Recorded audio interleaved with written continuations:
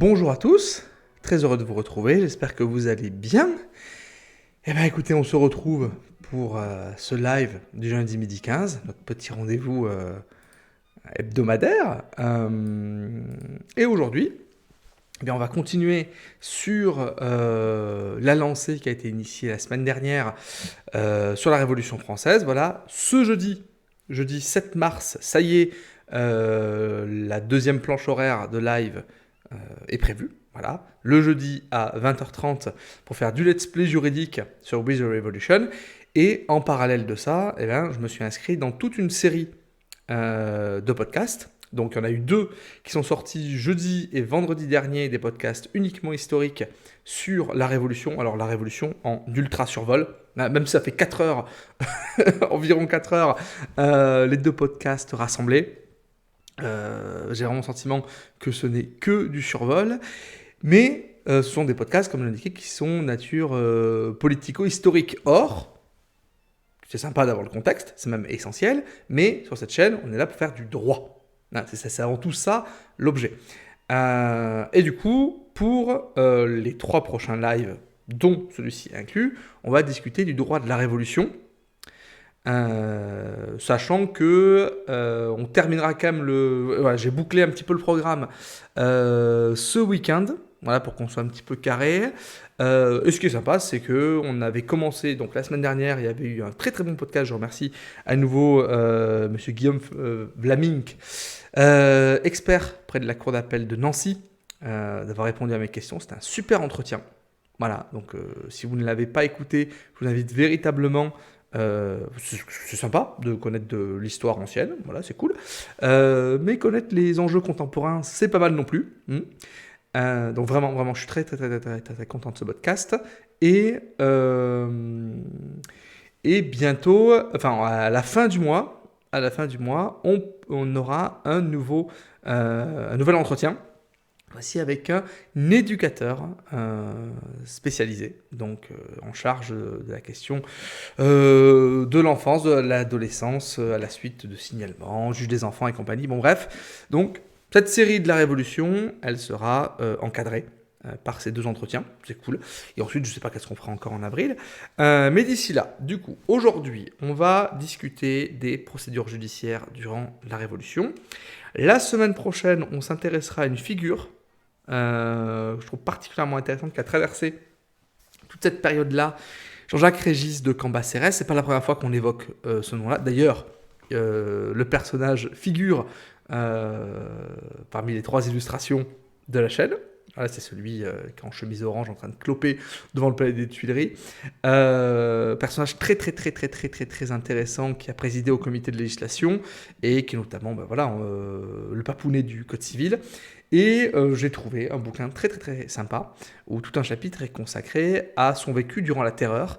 Et je trouvais ça chouette de voir comment est-ce que le comité de législation, qui essayait d'être un petit peu carré, essayait de s'en sortir entre le comité de salut public et le comité de sûreté générale. Voilà. Et comment est-ce que, par exemple, Cambacérès a été amené à proposer la loi des suspects. Enfin bref, personnage très intéressant.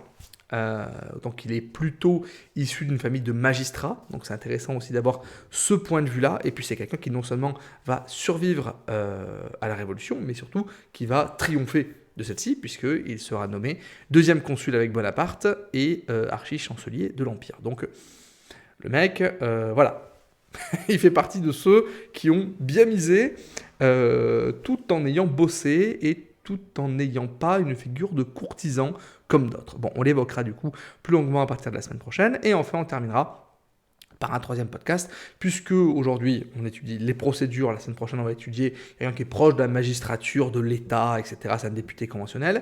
Eh bien, on ira aussi du côté des avocats. Eh bien oui, il est quand même temps aussi de s'intéresser à eux. Et notamment, j'avais trouvé un article sur Napoléon et les avocats, la question du défenseur, etc. Bon, bref.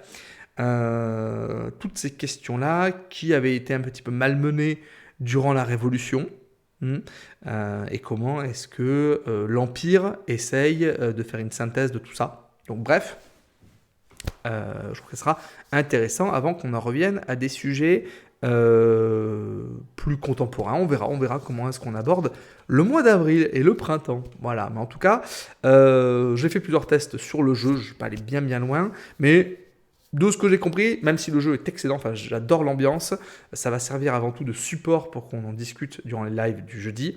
Mais clairement, je suis très content d'avoir pris le temps de faire un rappel chronologique parce que le jeu, alors là, il s'y assoit complet sur la chronologie, on n'y est pas du tout, et les procédures judiciaires ne sont pas du tout respectées.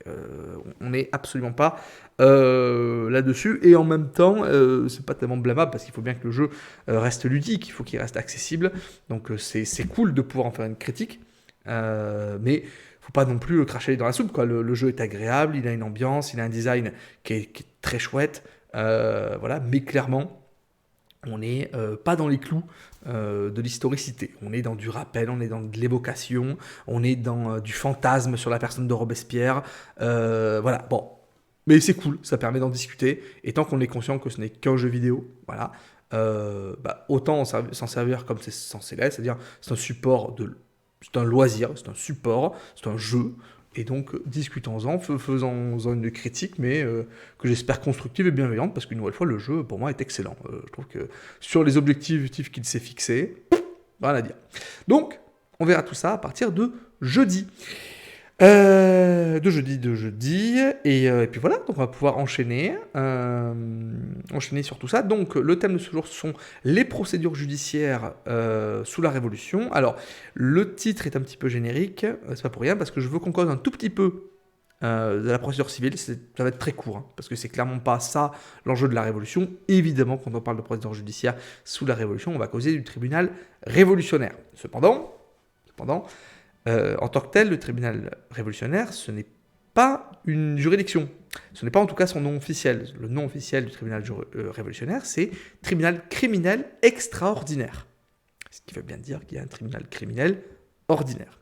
Donc, dans l'ordre, je vous propose qu'on discute un petit peu d'abord des procédures civiles, puis de la procédure devant le tribunal criminel, puis enfin la procédure spécifique devant le tribunal révolutionnaire. Voilà à peu près le programme de ce jour. Alors, pour commencer d'emblée, parler de la procédure civile durant la Révolution. Petit aparté encore, petit. Vous savez que voilà, je prépare pas mal ces émissions, etc. Et notamment quand je cuisine, quand je repasse, etc. J'aime bien m'écouter du Storia Voce sur YouTube, qui font des interviews excellentes d'historiens, voilà. Notamment, c'est grâce à eux que j'ai pu mettre la main sur le bouquin d'Antoine Boulan, que j'ai dans les mains, sur le tribunal révolutionnaire, punir les ennemis du peuple. Et puis, je suis tombé sur l'interview d'un historien qui s'appelle Claude Quetel, et qui avait sorti un bouquin qui s'appelle Croix ou meurt. Et disons qu'il a une lecture de la Révolution qui m'a un petit peu mis hors de moi. Il traitait la période de A à Z selon ses propres thèmes, comme quoi la période était exécrable. Voilà, de 89 à 1815. Voilà, Napoléon est un nazi. C'est pas moi qui l'invente, c'est vraiment... Et quelque part, bon, même si ça n'a pas été facile pour moi de l'entendre, je suis content d'avoir eu la contradiction. Voilà ce que c'est du coup un auteur qui a en grippe cette période-là. Je n'ai pas lu le bouquin Croix ou meurt. Je ne pense pas que je vais le faire, parce que la manière dont c'était présenté par l'historien m'a pas très franchement convaincu. J'ai pu lire une critique en ligne de Jean-Clément Martin, un historien que j'ai beaucoup cité, qui déglingue. Il n'y a pas d'autre mot. Il lui refait, alors là, il lui refait le portrait.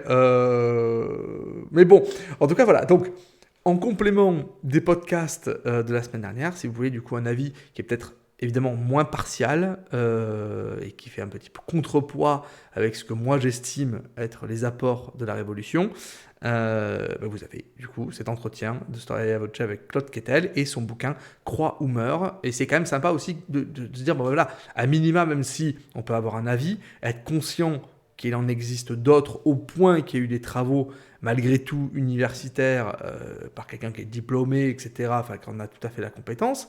Bon, on y adhère pas, mais avoir conscience que, évidemment, sur la Révolution, il y a d'autres avis.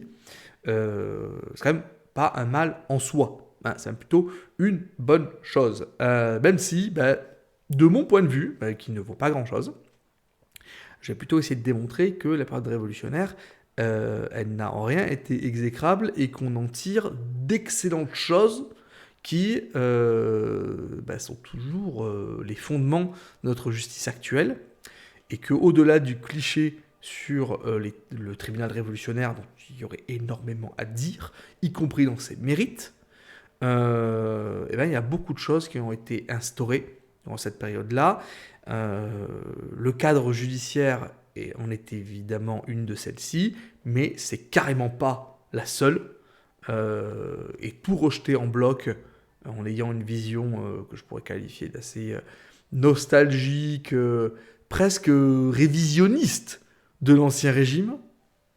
Je vais jusqu'au bout de ma pensée, hein. Très franchement, je ne sais pas ce que vaut le bouquin Croix ou meurt, mais ça m'a fait un peu penser à Autant n'emporte le vent, c'est-à-dire une vision idéalisée du Sud-Américain d'avant la guerre de sécession.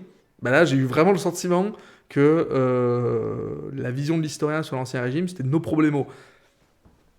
Ben, pardon, mais quand même l'affaire Calas. Peut-être parce que je suis toulousain que ça me sensibilise, mais quand même, heureusement qu'il y a eu la Révolution pour bouger les choses, au moins sur la justice. Bon, bref, c'est mon avis, mon opinion. Une opinion, c'est pas grand-chose, surtout la mienne en la matière, parce que je suis pas historien. Mais en tout cas, on va essayer de discuter aujourd'hui donc sur la base de 2 bouquins. Voilà, donc d'abord, on va commencer avec une autre justice. Voilà, c'est 1789-1799, études publiées sous la direction de Robert Badinter. Voilà, je suis content qu'on en ait fait un petit hommage il y a quelques semaines. Donc c'est un bouquin qui est sorti pour le bicentenaire de la Révolution. Donc il est un petit peu vieux, mais il est super intéressant parce qu'il balaye tous les grands enjeux de la justice. Donc ça quand même, durant cette période, enfin voilà, moi et je trouve qu'il se lit très très bien. Et il évoque tout, hein, la justice économique avec la loi du maximum, la question du jury civil, on va y revenir. La question évidemment du tribunal révolutionnaire, tribunal criminel, etc. Bref, très très bien. La procédure en cassation, très très bien. En tout cas, voilà, moi je l'ai beaucoup aimé. Et celui-ci que j'ai commencé à entamer, voilà, je vous présentais tout à l'heure, Antoine Boulan, le tribunal révolutionnaire, punir les ennemis du peuple. Et là, on est vraiment sur, au lieu d'un point de vue global sur la justice de ce temps-là, on est vraiment axé sur le tribunal révolutionnaire, qui est évidemment l'émanation, la juridiction majeure caractéristique de la période. Bon, avant d'évoquer du coup ces juridictions pénales, je voulais faire un petit point, j'ai pris voilà, quelques notes sur la justice de paix, de manière que on ait l'idée qu'il n'y a pas que, la justice pénale sous la Révolution. Il faut bien se rendre compte que la Déclaration des droits de l'homme, les premiers décrets, les premières lois, etc., elles mettent un bazar considérable sur ce qui faisait les fondements de la société. Et les fondements de la société, c'est évidemment la famille. La question du droit de propriété, de la liberté individuelle, l'émanation des premiers principes contractuels, etc. Donc bref, le tribunal révolutionnaire, il ne faudrait pas que ce soit non plus l'arbre qui cache la forêt, parce que le pan juridique sur le seul aspect civil est colossalissime. Même si évidemment le premier code pénal, enfin le premier code tout court, c'est un code pénal, celui de 1791, le code civil ne viendra qu'après plusieurs projets qu'en 1804.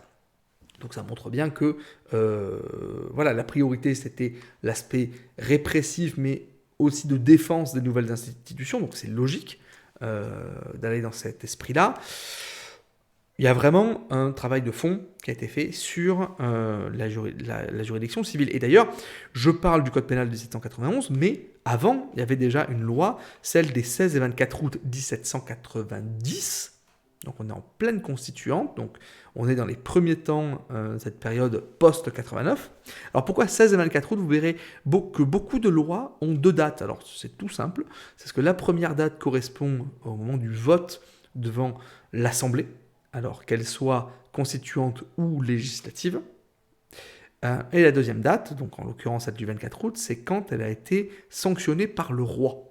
Voilà. Jusqu'en septembre 1792, le roi promulgue, sanctionne les lois. Donc, c'est normal que toutes les lois qui sont avant septembre 92, et la chute des Tuileries, le 10 août, etc., et de date, en fait, parce qu'il y a 2 législateurs dans le pays, en somme. Bon, du coup, cette loi des 16 et 24 août 1790, elle instaure une justice de proximité avec pour but qu'elle soit rapide, gratuite et équitable. Alors, on va instaurer plusieurs dispositions, mais en matière civile, ce qui nous intéresse, c'est on va du coup créer ce qu'on appelle le juge de paix. Le juge de paix, ça va être un homme qui a plus de 30 ans et qui va être élu par les citoyens actifs de son canton. Donc déjà, on retient 2 trucs. Donc c'est un homme. Bon, on est dans la période qui nous intéresse. Donc forcément, il y a un côté... la période ne se prête pas, malgré plusieurs tentatives. Théroigne de Méricourt, Olympe de Gouges, etc. L'administration, et la vie politique, c'est géré et décidé par des hommes. Bon, donc... ce juge de plus de 30 ans est élu par des citoyens actifs. On avait dit que les citoyens actifs qui avaient été établis sous la constituante, c'était des gens qui avaient plus de 25 ans, qui étaient installés depuis un certain temps, 1 an de mémoire, au même endroit, et qui étaient capables de payer 3 jours de salaire, ce qui fait que par endroit, c'était assez disparate, puisque il y avait des cas où c'était très cher, 3 jours de salaire, et d'autres, ça n'était pas. Bon, bref, on instaure cette distinction citoyen actif, citoyen passif, mais surtout, ce qui est intéressant, c'est que le juge de paix, il est élu. Alors, dès 1802, ça va un petit peu changer, puisque au lieu de l'élire directement, sous le consulat napoléonien, c'est un vote qui va consister à présenter au premier consul directement, plus précisément au préfet et au représentant du premier consul, 2 candidats, et c'est lui qui a le dernier mot qui choisit. Un peu bizarre, c'est un peu mixte, mais d'emblée on retient qu'à cette époque-là, on élisait un juge. Ce qui n'est pas tout à fait paumé, voilà, les tribunaux de commerce, les juges sont élus, les prud'hommes, les juges sont élus, le tribunal paritaire des bureaux aussi, bon bref, le principe de l'élection du magistrat n'est pas totalement abandonné de nos jours, il y a plusieurs juridictions qui le comptent toujours. Bon. Ce juge-là, il est accompagné de 2 assesseurs, et son but, avant tout, c'est de faire de la conciliation. Pourquoi ? Parce que le bonhomme n'a pas à avoir de qualification juridique. Ce n'est pas un juriste. C'est un notable, bien installé, réputé pour une forme de morale, et dont la parole va être respectée. Et il va avoir à cœur, du coup, de traiter de tous les dossiers de la vie civile. Il n'y a pas réellement de limite aux sujets qui peuvent être les siens. En dehors, en gros, on ne peut pas faire tellement de pénal ou des toutes petites infractions, mais ça ne va pas concerner la justice civile. Et il va connaître, comme je disais, du droit des contrats, du droit de la famille, du droit de l'héritage, du droit de la propriété, même si il y a quand même une distinction à faire, et il n'y a pas que lui qui opère dans le cadre de la justice civile. Il est accompagné d'autres juridictions, dont le tribunal du district. Et ce tribunal de district, donc, qui englobe plusieurs cantons, c'est un tribunal qui va connaître de tout ce qui va dépasser la somme de 100 livres. Voilà. Donc, pour donner une idée, 100 livres, qu'est-ce que ça veut dire ? 28 livres à l'époque, c'était le salaire mensuel d'un berger. C'est ce que j'ai pu trouver en ligne. Il n'y a aucune... faire une conversion avec les euros, ça n'aurait aucun sens. On sait que... j'avais trouvé ça, qu'un vase de la manufacture de Sèvres avait été acheté par Marie-Antoinette 288 livres. Donc, ça donne quand même une idée de ce que ça représente. Donc, ce juge de paix, il connaît en premier dernier ressort, donc sans appel, toutes les affaires qui sont jusqu'à une valeur maximale de 50 livres, pas d'appel, et à charge d'appel jusqu'à 100 livres. Et il connaît aussi de toutes les matières gracieuses, donc par exemple, tout ce qui va être état des personnes et compagnie. Donc c'est quand même quelqu'un qui est présent. Et d'ailleurs, je m'étais un petit peu intéressé pour ce qui concerne mon cas, celui de la Haute-Garonne. En Haute-Garonne, on a 8 tribunaux de district Euh, donc sur plusieurs zones, hein, Muret, Saint-Gaudens, Boulogne-sur-Gèze, donc plein de petits bleds. Et le district de Saint-Gaudens comprend 11 cantons. Donc ça veut dire qu'il y a 11 juges de paix, avec 2 assesseurs à chaque fois, plus 8 districts dans tout le département. Alors on pourrait dire, ouais, c'est beaucoup, alors qu'aujourd'hui, pour ce qui est de la Haute-Garonne, niveau juridiction, on a celles qui sont installées à Toulouse. Il y en a une de proximité à Muret, et il y a Saint-Gaudens. Bon, on pourrait dire, du coup c'est vachement mieux. Oui, mais non, mais en fait, il ne faut pas réfléchir comme ça. Il faut réfléchir, surtout, en fait, c'est une question de distance. Donc forcément, aujourd'hui, aller à Toulouse, enfin voilà, c'est à 1 heure de voiture hors bouchon. Forcément, ce n'est pas du tout le même périple durant la Révolution. Donc voilà, il faut le prendre qu'on a un maillage territorial qui est assez dense, mais qui répond à la problématique de l'époque, quoi. C'est même d'une campagne aller dans le chef-lieu d'un canton, c'est déjà un trajet. Et on avait fait un petit point sur l'état des routes durant toute cette période-là, le banditisme étant une effervescence totale. Donc ouais, ne pas se tromper uniquement avec ces chiffres-là. Ces tribunaux de district, donc ils vont connaître des litiges civils qui vont dépasser la valeur de 100 livres. Donc dès que ça va toucher par exemple à de l'immobilier, hein, c'est ce que ça veut dire, ils connaissent des appels, des décisions rendues par les juges de paix, quand ces décisions vont au-delà de la valeur de 50 livres. Et alors ce qui est intéressant, c'est qu'à l'époque, il n'y a pas de cour d'appel. Il y a un tribunal de cassation qui va être instauré, mais il n'y a pas d'appel, il n'y a pas de tribunaux en appel. Alors comment on fait pour faire rejuger une décision rendue par un tribunal de district? On utilise ce qu'on appelle l'appel circulaire, c'est-à-dire que c'est un autre tribunal de district qui va rendre sa décision. Enfin, qui va rendre une décision pour voir si son copain, le tribunal de district, a bien rendu une décision qui lui apparaît comme étant conforme à la loi. Ce qui est un petit peu bizarre, parce que, alors, le principe pourrait s'entendre, mais bon, déjà, la cour d'appel n'a pas que des fonctions juridictionnelles, ça permet aussi, voire surtout, d'administrer toute une région judiciaire en un point clé, ce qui est quand même, d'un point de vue de l'efficacité administrative, pas négligeable, parce que ça veut dire, voilà, c'est que le premier maillage territorial, c'est le district. Il y en a 8 par département. Enfin, en tout cas, en Haute-Garonne, il y en a 8, il y en a peut-être plus, il y en a peut-être moins sur les départements, mais à cette époque-là, il y a un peu plus de 80 départements. Compliqué. Compliqué. Et en plus, l'intérêt de faire rejuger un dossier par un tribunal du coup de district qui est assez à proximité, donc déjà, est-ce qu'il peut y avoir des liens de connivence? Bon, c'est pas un éloignement spectaculaire, c'est pas un dépaysement de l'arrêt qui est parfaitement incroyable, et ça veut pas forcément dire que c'est un gage de qualité. C'est des juges de même niveau qui sont pas réputés pour l'ancienneté. On peut tout à fait du coup avoir une décision qui est rendue initialement par un juge de district assez expérimenté, on le conteste et ça va aller devant un jeune tribunal qui vient d'être un jeune juge une composition plus jeune du tribunal de district qui n'est pas forcément gage de compétence. Donc, tandis que on peut estimer que si les conseillers à la cour d'appel, ils ont quand même d'abord fait des armes devant les tribunaux de première instance et ils ont grimpé ensuite. Donc, un peu délicat. Mais enfin, intéressant, à cette époque-là, c'était un appel circulaire, quand même assez intéressant. Donc voilà comment ça se développait. Si vous voulez aller plus loin sur la justice civile, parce que je ne vais pas non plus m'y étendre plus que ça, sachez juste quand même que ce système-là, il a duré jusqu'en 1959. Hein.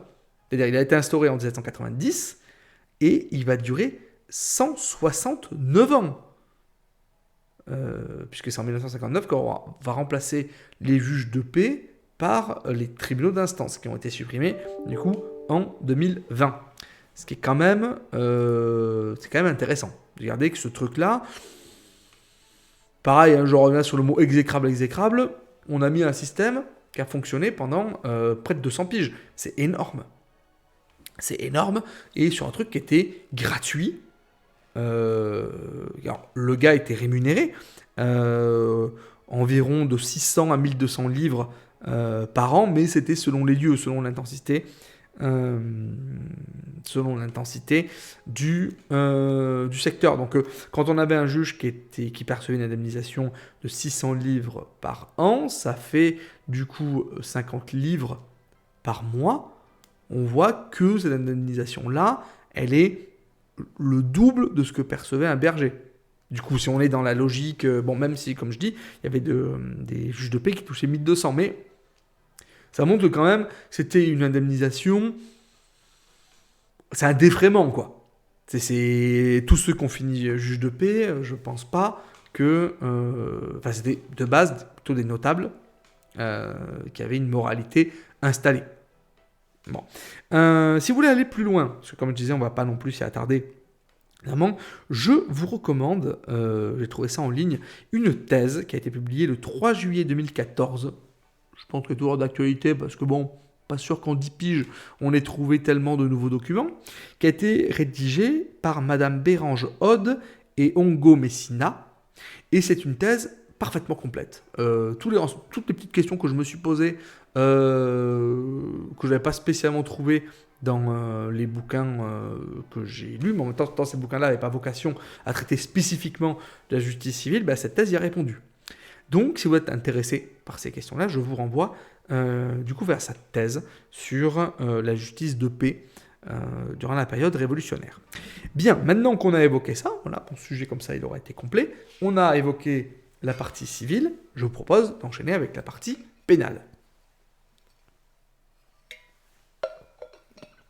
Alors, avant d'enchaîner avec le tribunal révolutionnaire, comme je vous dis, je voulais d'abord évoquer la juridiction ordinaire répressive, c'est-à-dire le tribunal criminel, par le chapitre 7 de ce bouquin sur une autre justice, le jury criminel, qui a été du coup lui rédigé, ce chapitre-là, par Bernard Schnapper, quelqu'un qu'on avait déjà vu quand on avait discuté de la cour d'appel de Pau au XIXe siècle. Comme quoi, petit monde des historiens qui s'intéressent à la justice de cette époque-là, un petit peu, on rentre en écho. Allez, c'est parti pour la lecture, et on se retrouve après, on enchaînera avec le tribunal révolutionnaire. Donc, le jury, mieux qu'une création de la Révolution, en fut un symbole. Tous les régimes de la Constituante au Directoire ont voulu détruire l'absolutisme par la liberté et remplacer la souveraineté du roi par celle de la nation.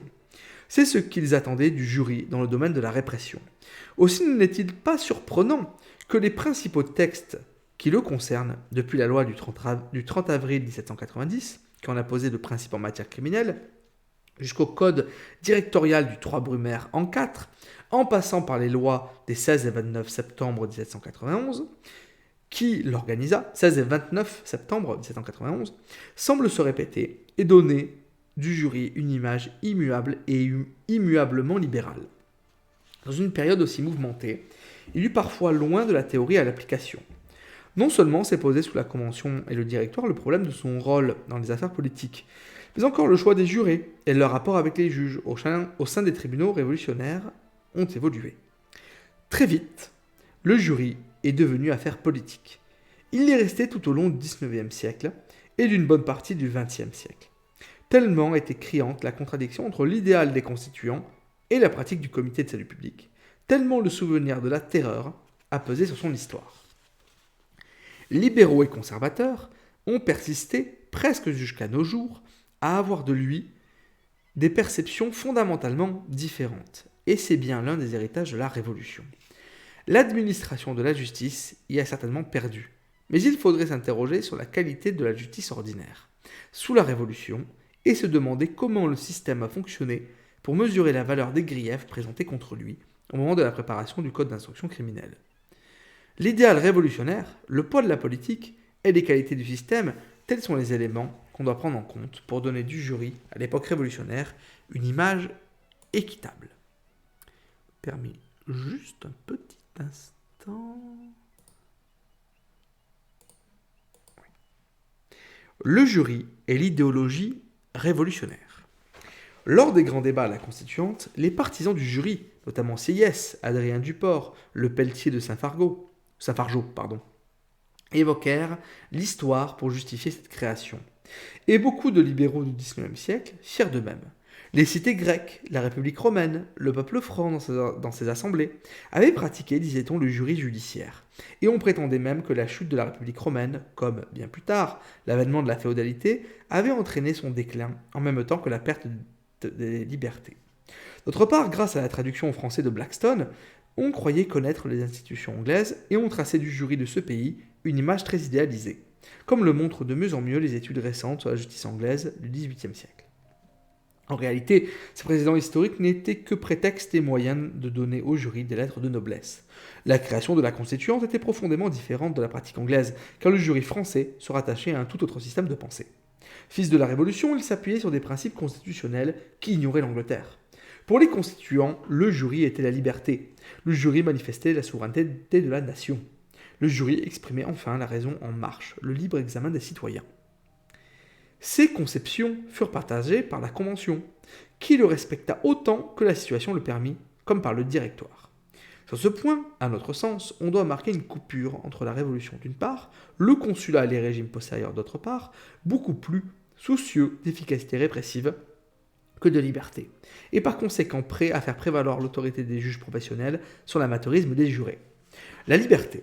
La liberté impliquait à l'évidence la création des jurys. Les Français, affranchis du despotisme, avaient droit au jugement de leur père, plutôt qu'à une justice venue d'en haut et imposée par l'État. De même que la loi serait faite par des députés et les impôts votés par eux, la justice serait rendue par de simples citoyens. Cela ferait disparaître au surplus les complications de la procédure et les embûches de la chicane. La constituante, pourtant en majorité composée d'hommes de loi, se méfiait de la procédure, croyait au bon sens et espérait faire régler l'essentiel du contentieux par des arbitres. Pas de liberté donc, sans jury judiciaire. Sur ce chemin, on pouvait aller jusqu'au bout et lui donner, comme en Angleterre, compétence en matière civile. On en discuta longuement, mais les juristes de l'Assemblée mirent en relief la haute technicité du droit civil et la liaison étroite entre le point de fait et le point de droit dans ce domaine, si bien que le 30 avril 1790, par un décret lapidaire, la Constituante décida que les jurys n'existeraient qu'en matière criminelle, excluant ainsi le civil et le correctionnel. Restait à l'organiser. Chose surprenante pour un esprit moderne, il le fut d'abord en matière militaire. L'armée nouvelle n'était plus composée de mercenaires, mais de citoyens, qu'ils fussent volontaires ou, un peu plus tard, recrutés par voie de tirage au sort. Il convenait d'assurer aux défenseurs de la patrie les mêmes garanties qu'aux autres citoyens. C'est pourquoi la loi des 22 septembre et 29 octobre 1790 organisa des jurys auprès des tribunaux criminels militaires, un principe auquel demeura fidèle la Convention malgré l'état de guerre. Certes, elle créa aussi une justice militaire d'exception sans jury, comme il exista des tribunaux criminels révolutionnaires pour juger les contre-révolutionnaires mis hors la loi. Mais la justice militaire ordinaire était très exactement calquée sur la civile. Par rapport à l'Ancien Régime, qui ne connaissait que des cours martiales entre les mains des officiers de troupes, c'était une révolution plus radicale encore que celle dont bénéficiaient les justiciables civils. Quand la Constituante organisa le jury par la loi, des 16 et 29 septembre 1791, elle prit des dispositions très libérales qui restèrent en vigueur jusqu'en 1808 et dont certaines étaient en avance sur la pratique anglaise. On pensait que les citoyens avaient le droit d'être protégés contre une mise en accusation arbitraire par un jury d'accusation à la mode anglaise, mais avec une organisation très différente. L'accusation était chose trop grave pour la laisser entre les mains de juges professionnels, même élus. C'était donc un jury de 8 citoyens réunis au chef-lieu du district qui, sur la base des dépositions des témoins à charge, sans publicité et sans entendre le suspect, avait à dire s'il y avait lieu ou non à accusation. L'acte d'accusation, établi par le directeur du jury, un membre du tribunal de district et éventuellement le plaignant, déterminait étroitement la compétence du tribunal criminel au chef-lieu du département. C'est dire l'importance de ce jury, maître de ce qu'on appellerait actuellement le non-lieu en matière criminelle. Alors qu'en Angleterre, à la fin du XVIIIe siècle, les juges n'admettaient encore qu'avec hésitation et dans certaines affaires que l'accusé soit assisté d'un conseil, la loi de 1791 rendrait sa présence obligatoire en organisant une commission d'office. Certes, il intervenait tardivement dans la procédure, après interrogatoire par le président du tribunal criminel, à l'arrivée de l'accusé dans la maison de justice, mais cela n'en constituait pas moins une rupture radicale avec la tradition. La souveraineté. D'un côté, le jury est un instrument de défense des libertés individuelles, de l'autre, il exprimait la volonté du peuple souverain.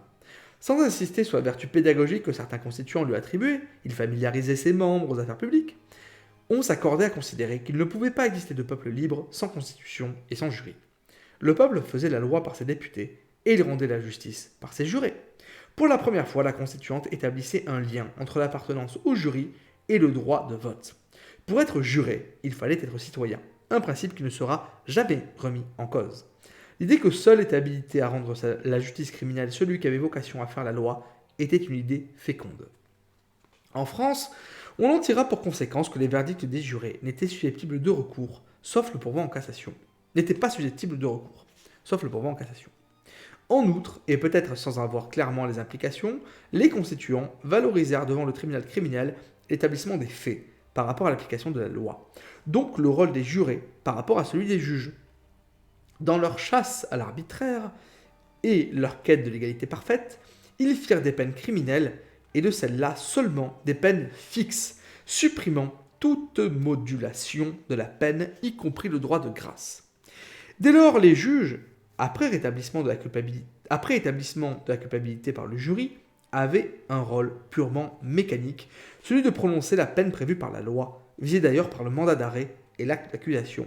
Les jurés sauront parfois se souvenir de l'étendue de leur pouvoir pour déformer les faits et imposer la sentence qu'ils souhaitaient, comme le faisaient d'ailleurs leurs collègues d'outre-Manche. La raison en marche.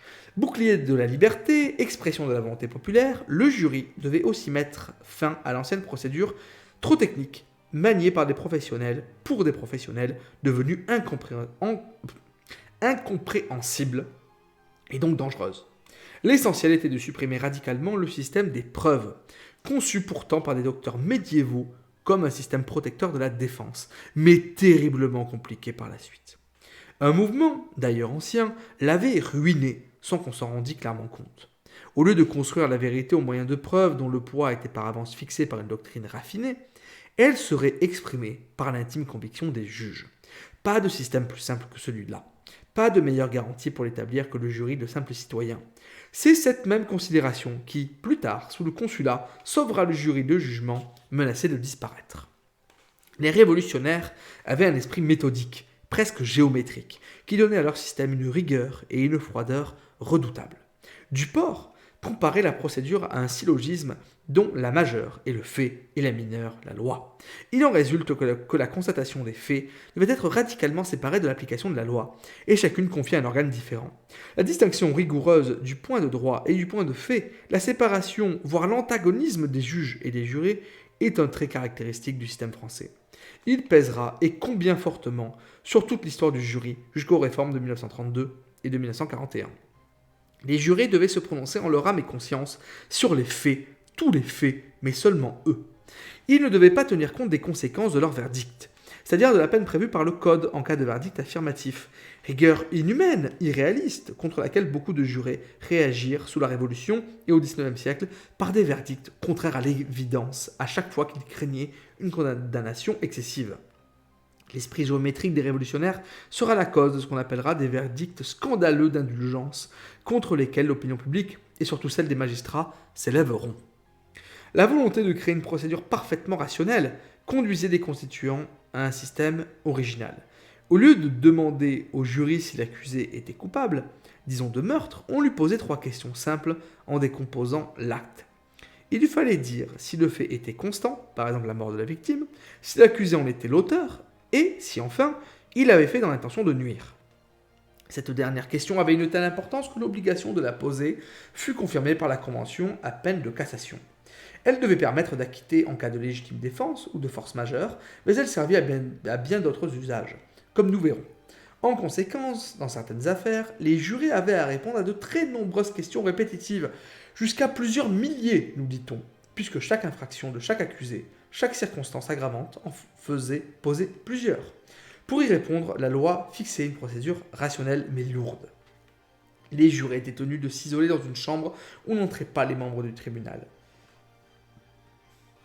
Il n'y avait pas, comme dans l'Angleterre du XVIIIe siècle, de délibération à l'audience après chaque affaire ou après chaque groupe d'affaires. En outre, la condamnation ne pouvait résulter que d'un verdict obtenu à la majorité de 10 voix sur 12, sur les 3 questions principales. Si 3 votes négatifs au total sur l'existence du fait délictueux, son imputation à l'accusé et l'intention étaient réunis, l'acquittement s'en suivait. Les calculs étaient vérifiés par le moyen de boîtes noires, des verdicts affirmatifs ou blanches, où chaque juré à tour de rôle déposait une boule de même couleur. Cette procédure était profondément différente de celle qui gouvernait les cours anglaises. Le plus frappant était que les constituants avaient méthodiquement abaissé les juges devant les jurés. Les premiers n'avaient guère d'influence sur les seconds. Tout au plus, le président devait-il résumer les débats et le tribunal pouvait-il, lorsqu'il était convaincu à l'unanimité que les jurés s'étaient trompés, ordonner que 3 jurés seraient adjoints aux 12 premiers pour donner un verdict aux 4/5 des voix, 12 sur 15. Les juges, coincés entre les peines fixes légales et le verdict du jury, avaient somme toute un rôle modeste, aucunement comparable à celui du juge anglais. Le jury et la politique révolutionnaire. Les révolutionnaires qui avaient dessiné une si belle image du jury firent peser sur lui, quand le mouvement se radicalisait, une terrible menace. Ils estompèrent son rôle répressif au profit de sa signification politique. Le risque était de passer d'un jury libre à un serviteur du gouvernement. Il suffit pour cela de modifier le recrutement des jurés pour disposer d'un personnel sûr et de les utiliser dans la répression politique. Le choix des jurés. La désignation des jurés fut tout de suite objet de controverses. À la Constituante, le 5 février 1791, les esprits avancés, en l'occurrence Pétion et Robespierre, demandèrent que tout citoyen actif pût être juré. A l'inverse, le représentant des conservateurs, Casales, voulait réserver cette fonction aux seuls citoyens éligibles à l'Assemblée législative, c'est-à-dire ceux qui payaient au moins 48 livres d'impôts, ce qui aurait été, pensait-il, une garantie de compétence. La solution que l'Assemblée adopta sur la proposition d'Adrien Duport était un compromis. Parmi les citoyens actifs âgés de plus de 30 ans, ceux qui payaient au moins 10 journées de travail en contribution devaient se faire inscrire sur la liste générale des jurés à peine d'être privés pendant 1 an de leur droit de vote. Sur cette liste, le procureur général syndic du département, un élu, désignait chaque trimestre 200 jurés, parmi lesquels on tirait au sort pour chaque cause de la session mensuelle les 12 jurés de jugement. Si l'on ajoute que le système de récusation était beaucoup plus favorable à la défense qu'à l'accusation, qui devait récuser à l'aveugle avant tirage, on mesure l'esprit libéral qui inspirait les nouveaux textes. Pour les affaires hautement techniques, comme les banqueroutes, les faux, les concussions, où des connaissances comptables étaient requises, la loi organisait des jurys spéciaux qui n'avaient pas de caractère politique particulier. Ce système était libéral, mais sûrement pas démocratique. Les jurés de session étaient choisis et non tirés au sort parmi l'ensemble des citoyens, une idée qui sera longuement agitée pendant les 2e et 3e Républiques. Surtout, personne ne songea à indemniser les jurés des pertes de salaire et de revenus qu'ils pouvaient encourir dans les sessions, comme si la participation au jury était un devoir civique que seuls des gens dont les revenus ne dépendaient pas de leur travail quotidien, des propriétaires et rentiers, pouvaient commodément assurer. Il faudra attendre le début du XXe siècle pour que les idées changent. C'était la position typique d'une société de notables, ce qui éclaire assez bien les limites de la démocratisation révolutionnaire. En conséquence, sauf dans les moments d'exaltation civique, le jury eut plutôt un effet répulsif sur les citoyens. Beaucoup n'éprouvaient pas de goût pour rendre la justice criminelle.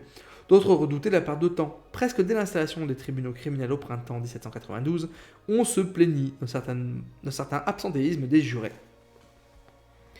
Dès la formation de la première coalition, février 1993, et surtout le soulèvement vendéen, l'équilibre instauré par la Constituante fut rompu par la Convention. Face à un péril terrible, il fallut des lois d'exception. Mais elle considéra aussi que, pour juger des affaires de droit commun, il était souhaitable que les jurés fussent acquis aux idées révolutionnaires, au risque bien sûr de politiser le recrutement, et de transformer le jury en commission judiciaire. L'Assemblée prit 2 mesures en ce sens. Elle abaissa de 30 à 25 ans l'âge minimal, pensant que les hommes jeunes avaient plus de chances d'être révolutionnaires que les autres. Elle confia la formation des listes aux remplaçants des procureurs généraux syndics, les agents nationaux, qui étaient ces créatures, ou celles des représentants en mission. Plus grave encore, dans certains départements politiquement peu sûrs, et parfois sous la pression des comités révolutionnaires, les représentants en mission désignèrent eux-mêmes directement les jurés de session, ou remplacèrent ceux qui paraissaient tièdes. Ils nommaient des jurés permanents et révolutionnaires, mais se heurtaient parfois, comme à Pau, à la résistance du tribunal criminel. C'était une incontestable maladresse qui compromettait sans profit aucun la réputation de cette justice dans les affaires de droit commun. Et encore une fois, cette pratique ne fut aucunement générale en France. La compromission, aux yeux de l'opinion publique de l'époque et du XIXe siècle, fut portée à son comble lors de la création du tribunal révolutionnaire de Paris par le décret du 10 mars 1793. La Convention avait calqué son organisation et sa procédure sur les tribunaux criminels ordinaires. Elle avait conservé les jurys de jugement, mais les 12 jurés étaient désignés par la Convention elle-même sur proposition du comité de salut public et selon des critères politiques. À partir de Brumaire en 2, et surtout de la terrible loi du 22 Prairial, 10 juin 1794, la procédure ordinaire était complètement écartée, mais les jurés, portés à 50, étaient maintenus. Au lieu de faire appliquer les lois d'exception par des délégués du peuple souverain, on créait des commissions judiciaires permanentes dont les membres appartenaient à la faction politique dominante et étaient au surplus généreusement rémunérés.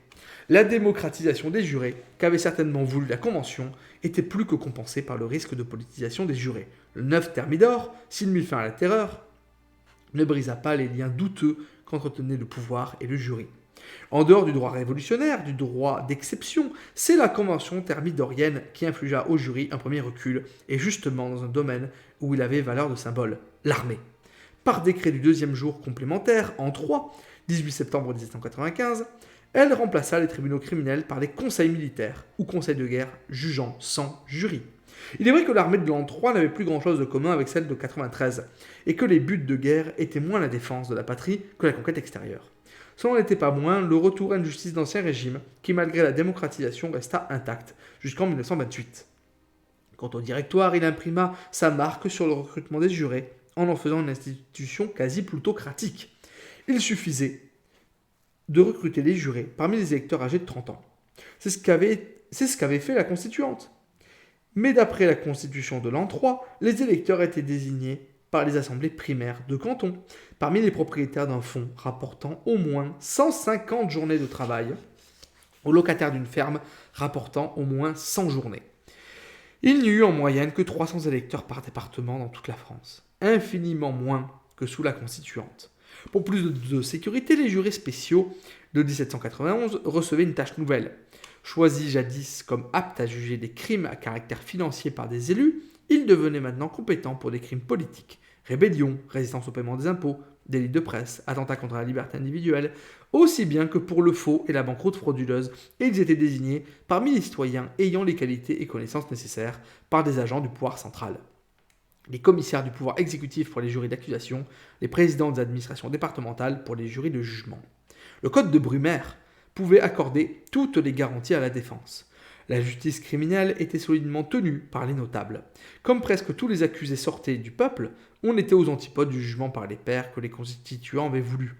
Conçu par ces derniers comme une institution très ouverte, presque démocratique, le jury était devenu un enjeu de la lutte politique, puis un instrument de la réaction sociale. Nulle surprise qu'à ce jeu, il ait perdu une bonne part de son prestige. Il en perdit aussi du fait des hésitations de la Convention quand elle dut s'opposer avec l'énergie du désespoir à la contre-révolution et inventer un droit d'exception, celui que les conventionnels appelaient au sens strict le droit révolutionnaire, exorbitant du droit commun. Fallait-il soumettre au jury des affaires de cette sorte ? La répression politique. La chute de la monarchie et surtout la crise militaire du printemps 93 provoquèrent la mise en place d'une législation d'exception. En vertu du décret du 10 mars, précisé par celui du 17, les tribunaux criminels devaient renvoyer certaines affaires au tribunal révolutionnaire de Paris, surtout les entraves à la levée des 300 000 hommes, mais ils conservaient la connaissance des émeutes, décret du 19 mars, et avaient alors à juger des faits les plus graves que ceux qui étaient déférés au tribunal parisien. À partir de ces décrets, la Convention organisa plusieurs types de procédures extraordinaires qui avaient pour trait commun de réduire ou de supprimer le rôle des jurys. Le décret du 14 mars mettant hors la loi les révoltés ou ceux qui avaient arboré un signe de rébellion comme la cocarde blanche, les privait des garanties de droit commun, surtout des 2 jurys, et en envoyait certains devant des commissions militaires. D'autre part, la police de sûreté, police judiciaire, était confiée aux municipalités, plus tard aux sociétés populaires. Cette procédure politique fut étendue par la suite à d'autres ennemis de la Révolution. Les émigrés rentrés en France, les prêtres réfractaires, les embaucheurs, les accapareurs. L'année suivante, les décrets des 7 et 30 Frimaire en 2 accélérèrent les poursuites contre les agents publics concussionnaires, les complices d'émigrés et les fabricants d'assignats. Eux n'étaient pas mis hors la loi, mais leur cas n'était plus soumis au jury d'accusation. L'accusateur public se saisissait du dossier, rédigeait l'acte d'accusation et le président du tribunal criminel soumettait l'affaire à un jury spécial qui décidait à la majorité simple. Quelques autres crimes, surtout économiques, furent par la suite également portés devant des jurys spéciaux de jugement. Lorsqu'un tribunal criminel ordinaire jugeait sans jury, ou sur verdict d'un jury spécial, on disait qu'il jugeait révolutionnairement. Ainsi, la Convention fit réprimer les menées contre-révolutionnaires, soit par le tribunal révolutionnaire, soit par les tribunaux criminels jugeant révolutionnairement, sans compter les commissions militaires dans les départements les plus touchés par la guerre civile. Mais par décret du 26 germinal en 2, elle transféra toutes ces affaires au tribunal révolutionnaire de Paris. Ce fut la dernière période la plus expéditive de la terreur. Les tribunaux criminels cessèrent de juger sans jury à partir de cette date, mais la procédure des jurys spéciaux ne fut supprimée bien après le 9 Thermidor que par des lois du 17 Germinal et du 28 Thermidor en 3. La convention thermidorienne, pour des raisons évidentes, ne se hâta guère de supprimer la législation d'exception. La fin de la terreur marquait pourtant à terme le rétablissement des jurys dans toutes les affaires criminelles. Le décret du 28 Thermidor en 3 annula toutes les condamnations prononcées révolutionnairement du 10 mars 93 au 8 Nivose en 3 contre des personnes encore vivantes, et il considérait comme révolutionnaires aussi bien les affaires jugées sans jury que celles qui l'avaient été par un jury spécial non prévu par une des lois de la Constituante. L'ordre judiciaire était rétabli, mais à quel prix ?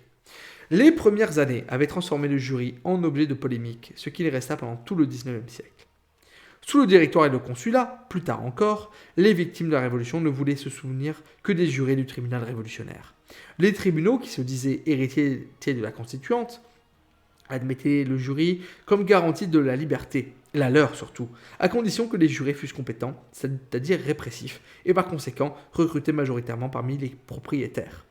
Pour les démocrates, les héritiers de la Convention, dont on n'entendait guère la voix avant 1848, le jury est un organe populaire. Il faudrait en élargir le recrutement, en indemniser les membres et, une fois le suffrage universel rétabli, les tirer au sort parmi les électeurs. Deux grands débats en perspective pour tout le siècle, ce qui n'était pas a priori un gage de sérénité dans l'administration de la justice criminelle. Le jury et la technique juridique. Malgré les polémiques, le jury était d'abord un rouage fondamental de la justice. C'est pourquoi il convient de savoir comment il a fonctionné sous la Révolution et si sur le plan judiciaire il était objectivement critiquable au niveau de l'accusation et du verdict final. Petite pause, le temps de reprendre un petit peu d'eau quand même, parce que ça bouquine. Compte tenu de la disparition du ministère public d'Ancien Régime, c'était le juge de paix cantonal, aidé ou suppléé par la victime, le plaignant, ou par un simple citoyen, le dénonciateur civique, qui avait le rôle essentiel dans le déclenchement des poursuites. Il était seul, avec le directeur du jury d'accusation, à pouvoir délivrer un mandat d'arrêt. Il constatait les faits, et si ceux-ci pouvaient constituer un crime, il faisait arrêter le suspect qu'il faisait conduire au chef-lieu du district, siège du jury d'accusation, avec les procès-verbaux qu'il avait établis. Là, le directeur du jury, un membre du tribunal de district et anciennement civil, interrogeait le suspect dans les 24 heures suivant son arrivée, pouvait, s'il l'estimait qu'il y avait matière à accusation, entendre de nouveaux témoins et dresser un acte d'accusation qu'il devait faire viser par le commissaire du roi, plus tard commissaire du pouvoir exécutif. Si ce dernier estimait que la loi autorisait l'accusation, le directeur convoquait le jury d'accusation de 8 membres tirés au sort, sur la liste de 30 établie par le procureur syndic du district. La séance avait lieu à huis clos, pour préserver la réputation du suspect en cas de poursuite non fondée. Le directeur faisait prêter serment aux jurés, leur indiquait leurs devoirs et leur faisait lire l'acte d'accusation et les pièces écrites, à l'exclusion des procès-verbaux de déposition, car la procédure devant le jury était strictement orale. C'était ce qui garantissait la disparition définitive de la procédure écrite et du système des preuves légales de l'Ancien Régime. La séance se tenait en l'absence du suspect. Il ne s'agissait pas de prendre parti sur l'innocence ou la culpabilité, mais de dire si les charges étaient suffisamment sérieuses pour accuser le suspect et l'envoyer au tribunal criminel. Le jury devait donc entendre les témoins et le plaignant, puis, en l'absence du directeur du jury, dire à la majorité simple s'il y avait lieu ou non à accusation. En cas de verdict négatif, le suspect était remis en liberté immédiate.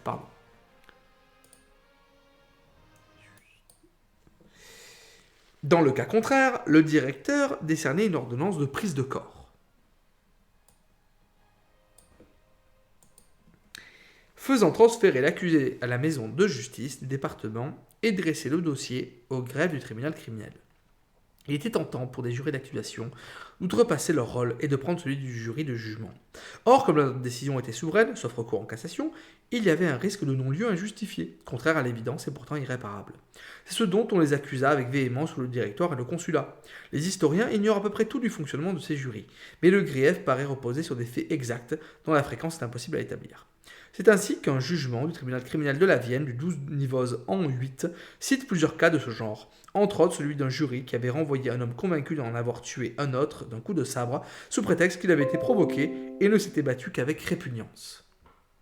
Le jury d'accusation était donc suspect d'entraver la répression. Une loi du 7 Pluviose en 9, 27 janvier 1801, sous le consulat, lui retira l'audition des témoins à charge. Il dut décider sur la seule lecture des pièces du dossier. C'était réduire son prestige et revenir partiellement à la procédure écrite. Conservé dans le projet du code criminel de l'an 11, vivement attaqué par Napoléon au Conseil d'État en 1808, il fut supprimé sans discussion dans le projet final. Le jury de jugement échappa à ce sort, sans doute parce que Napoléon Ier se méfie également des juges professionnels. Pour apprécier sa valeur à l'époque révolutionnaire, il faut attirer l'attention sur les aspects majeurs de son fonctionnement, le maniement des questions sur le vote du jury et ses conséquences. À l'audience, obligatoirement publique, l'accusé était assisté d'un défenseur, au besoin commis d'office. Le tirage au sort était corrigé, on l'a vu, par un système de récusation plus avantageux à la défense qu'à l'accusation. Après prestation de serment, les débats s'ouvraient par la lecture de l'acte d'accusation. Ils étaient conduits par le président qui disposait d'un pouvoir discrétionnaire pour parvenir à la manifestation de la vérité. Ils se terminaient, après dépôt des réquisitions de l'accusateur public et plaidoirie, par un résumé du président qui, pour faciliter la tâche du jury, devait dégager impartialement les éléments qui militaient pour ou contre la culpabilité de l'accusé. C'était alors que se posait le problème décisif des questions. Elles étaient formulées par écrit par le président, mais la défense et les jurés avaient le droit d'intervenir dans leur rédaction, à la différence du système ultérieur du Code d'instruction criminelle de 1808. Le système de la loi de 1791 et du Code de Brumaire fut rejeté par le consulat comme trop favorable à la défense pour deux raisons principales. Les questions simples et la manipulation de la question intentionnelle. Une condamnation ne pouvait résulter, on le sait, que d'une réponse affirmative à trois questions simples. Le tribunal de cassation veillait à l'application stricte de ce qui était considéré comme une garantie fondamentale. La question suivante, est-il constant que le nommé Jacques Perron dit Blondin soit auteur ou complice du vol, entraîna en l'an 4 la cassation d'un jugement du tribunal de la Vienne. En conséquence, dans le cas de bandes ayant commis de nombreux méfaits, les questions simples pouvaient être fort nombreuses. Le record dans la Vienne fut de 210 questions. On était loin des 36 000 questions dans une affaire pendante en cassation dont parle Houdard, l'un des rapporteurs du projet du Code de l'an 11, mais il est sûr que la multiplication des questions était fastidieuse et source d'erreurs, même si dans la majorité des affaires, 3 ou 4 suffisaient. Parmi ces questions, celle qui concernait l'intention coupable joua dans l'histoire du jury un rôle singulier. Il fallait pour condamner dire que tel vol avait été commis méchamment et à dessein, faute de quoi le jugement était cassé.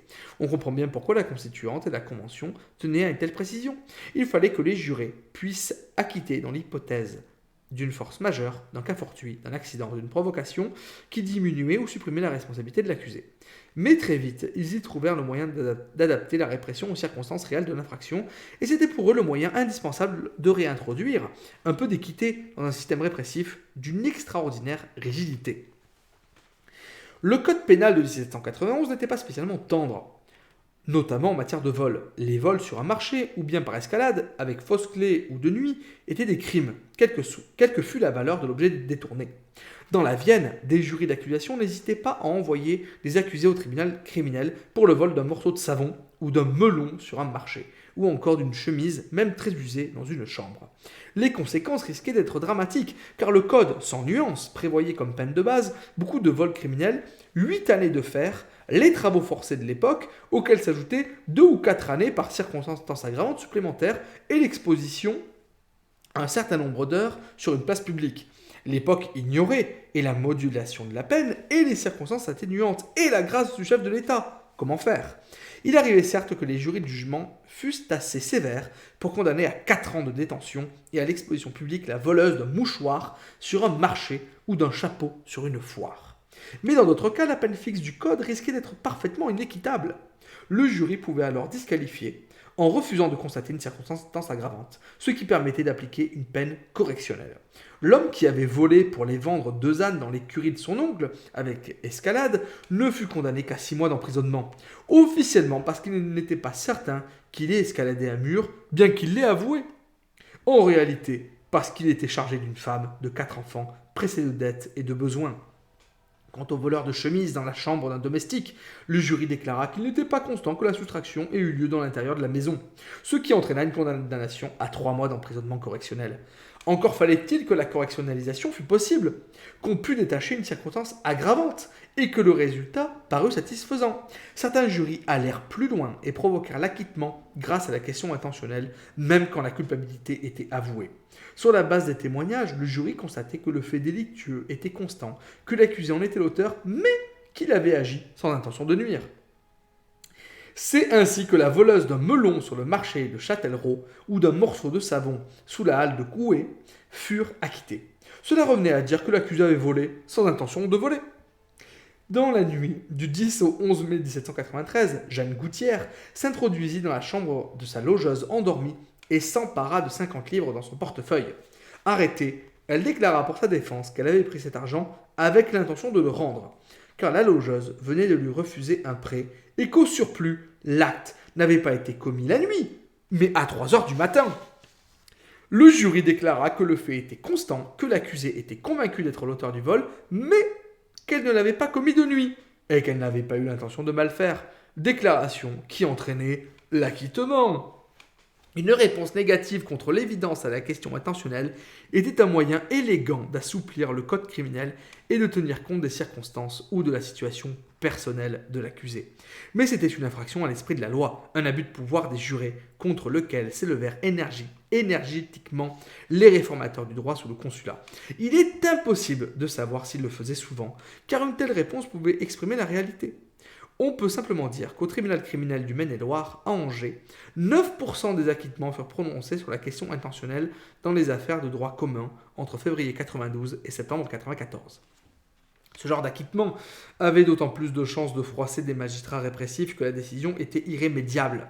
Plus tard, sous l'empire du Code d'instruction criminelle, la Cour de cassation autorisa le ministère public à reprendre en correctionnel la poursuite des mêmes faits autrement qualifiés. Un accusé acquitté pour un vol pouvait être poursuivi pour attentat à la pudeur. Ou encore, un infanticide se transformait en homicide par imprudence d'un nouveau-né. Rien de pareil à l'époque révolutionnaire. L'article 426 du Code de Brumaire était formel. L'accusé, disait-il, ne pouvait être repris ni accusé à raison du même fait. Il était parfaitement protégé par l'autorité de la chose jugée. Le système du vote du jury était également très protecteur. Si la constituante avait rejeté, après discussion, l'unanimité pratiquée en Angleterre, elle avait exigé une majorité très qualifiée de 9 jurés sur 12, et même, dans le cas rarissime de réexamen sur l'affaire, après constatation d'une erreur par les magistrats professionnels, de 12 sur 15 jurés présents. Majorité qui devait se manifester sur les 3 questions fondamentales dont nous avons parlé. D'où, aux yeux des défenseurs de l'ordre public et de l'efficacité répressive, des changes trop considérables d'acquittement. Pour des raisons qui nous échappent, le système de vote fut modifié en l'an 5 et rapproché du modèle anglais. Les jurés devaient rendre leur verdict à l'unanimité dans les 24 heures, période pendant laquelle ils étaient totalement isolés. S'ils n'y parvenaient pas, le vote se faisait à la majorité simple, au cours d'une seconde séance. Les documents qu'on possède, en particulier dans la Vienne, prouvent qu'à l'époque directoriale et consulaire, la quasi-totalité des verdicts furent rendus à l'unanimité. À Paris, de Vendémiaire en 6 à Germinal en 10, en 4 ans et demi, le tribunal criminel de la Seine jugea environ 1800 procès. Tous les verdicts, sauf 21, furent rendus à l'unanimité. Tel était le fonctionnement des jurys d'accusation et de jugement, sauf sur des points de détail. Il n'avait pas changé de 1792 à l'an 9, et même, pour l'essentiel, à la promulgation du Code d'instruction criminelle et du Code pénal en 1808 et 1810. À une époque de restauration de l'ordre et de réaction, sous le Consulat, l'Empire et au-delà, des magistrats et des hommes politiques ont vu dans la majorité élevée requise pour condamner et dans la multiplication des questions des causes d'erreur, de lenteur et de faiblesse. Quelques études sur les tribunaux de département, en particulier sur celui de la Marne, permettent de penser que les jurés sortaient de l'ensemble de la population, qu'ils se montraient, notamment pour les crimes contre la propriété, plus indulgents que leurs successeurs. Ailleurs, on a montré que les tribunaux avaient été impartiaux dans les affaires de droit commun, frappant également les délinquants de toute opinion politique, et que leurs jugements valaient bien ceux des cours d'assises du XIXe siècle. Même en l'an XIII, époque de réaction, les juges d'Agen disaient qu'aucune voix n'a pu accuser les nouveaux tribunaux criminels d'avoir frappé du glaive de la loi une victime innocente. C'était l'indulgence, non l'erreur judiciaire qu'on leur reprochait. En effet, dans la Vienne, le taux d'acquittement était élevé pour les affaires de droit commun, de l'ordre de 50%. On manipulait la question intentionnelle. Les jurys d'accusation ne fonctionnaient pas toujours bien et tranchaient parfois la question de culpabilité. Mais beaucoup de ces griefs sont inhérents aux jurys, qui reflètent nécessairement l'opinion publique. D'autre part, le code de l'instruction criminelle, qui eut nettement pour objet de domestiquer le jury, on retrouvera des taux d'acquittement analogues en moyenne nationale sous la Deuxième République. En somme, il paraît que les critiques avancées à l'aube du XIXe siècle contre les jurys de l'époque révolutionnaire s'expliquent par une volonté décidée d'aggraver la répression et par des options idéologiques contraires à celles de 1791. L'indulgence des jurys, toute relative d'ailleurs, comme le prouverait aisément la lutte contre le banditisme sous le Directoire, a fourni un excellent argument technique pour réformer l'institution et essayer de la subordonner aux magistrats sans la supprimer. Mais ceci est une autre histoire, celle du consulat et de l'Empire. Ouh Quand j'ai lu ce chapitre, je me suis dit, c'est obligé, j'en fais un podcast. Parce que, franchement, ce Bernard Schnapper, vraiment ce chapitre, je l'ai trouvé vraiment passionnant. On est dans le concret, on va dans le casuistique, on va dans le cas bien précis, bien pragmatique, et on va dans la technique judiciaire. On voit comment ça fonctionne du début de l'accusation par le rôle du juge cantonal. C'est pour ça que je voulais faire un petit mot sur la justice civile. C'est bien aussi qu'on ait causé un petit peu de la valeur des livres, parce qu'on voit que la question du montant et de l'indemnité des jurés est mentionnée, et comment ça se passe. Bref, l'instruction de droit commun, et comment on a pu juger à titre révolutionnaire, autrement dit à titre d'exception. Et j'aime bien cette pensée-là, parce que je pense que l'image qu'on a du tribunal révolutionnaire, c'est que c'était la routine. Mais en fait, non. La routine, c'est le tribunal criminel. Et quand on juge par le tribunal révolutionnaire ou de manière révolutionnaire, donc quand il y a des éléments d'exception, eh bien, justement, on sort de l'ordinaire. Soit on confie la chose au tribunal révolutionnaire pour des cas bien précis, un seul à Paris, c'est pas comme s'il y avait plusieurs tribunaux révolutionnaires, il n'y en a qu'un seul qui siège à Paris, ou alors ce sont les tribunaux criminels qui vont juger de manière révolutionnaire, qui vont juger révolutionnairement, en venant toucher notamment à la composition du jury, à la désignation du jury, etc., etc. Et je trouve que pas mal d'idées reçues ont pu sauter. Et je suis vraiment content qu'on ait pu aborder cette question-là avant précisément qu'on fasse un jeu où on va incarner un juge révolutionnaire durant la terreur. Et d'emblée, voilà, le jeu, en fait, est un jeu de réflexion sur des pièces à conviction. Et le but, en somme, tout en tenant compte de la réaction de la foule et de l'avis, on va dire, du comité de salut public, c'est de bien travailler. Et donc de résoudre les affaires en posant les bonnes questions et en répondant à différents points, en remplissant un rapport. Et bien, ce rapport-là, même s'il va au-delà des 3 questions qu'on vient d'évoquer là, eh bien, reprend un petit peu cette idée-là. Au final, l'instruction doit répondre à 3 types de questions. Le jury n'a pas un rôle décisionnaire, puisque le jury donne une tendance dans ce jeu, et le juge n'est pas lié. On peut tout à fait prendre une décision qui va contre l'avis du jury, mais dans ce cas-là, on a des pénalités. Et on est libre, aussi, autre distinction, on est libre de la peine. Généralement, les peines, c'est prison, guillotine ou liberté. On voit que le droit révolutionnaire ne permet pas ce genre de commodité. C'est où on est soit on est coupable, soit on n'est pas coupable. Et si on est coupable, la peine est automatique. En fait, le juge ne sert pas à grand-chose, sauf à conduire l'instruction. Et donc, éventuellement, à influer sur le jury. Donc là-dessus, le jeu est intéressant parce que les questions qu'on pose au criminel qui comparaît devant nous dans We the Revolution, eh ben, les questions qu'on va lui poser vont avoir une incidence sur le jury. Et on peut avoir intérêt, précisément, à jongler entre les jauges. On se dit, ok, il faudrait que je fasse plaisir à la foule, ce qui n'est pas débile non plus de parler de la foule, puisque les juges sont élus. Donc qu'il y ait un impact populaire n'est pas du tout idiot. On est bien à cette pensée-là. Un juge qui doit rendre la justice sous la Révolution doit tenir compte de ses électeurs. On dit que c'est une garantie d'indépendance. Oui et non. Parce qu'il doit rendre compte à terme. C'est un élu. Donc, dans le jeu, on peut être amené, tout en voulant répondre impeccablement aux questions, à vouloir interroger le suspect pour influencer le jury dans l'idée que ça aille dans le sens d'une décision qui soit favorable à la population qu'on essaie de satisfaire. Soit le peuple sans culotte, soit les membres de la Convention nationale ou des comités.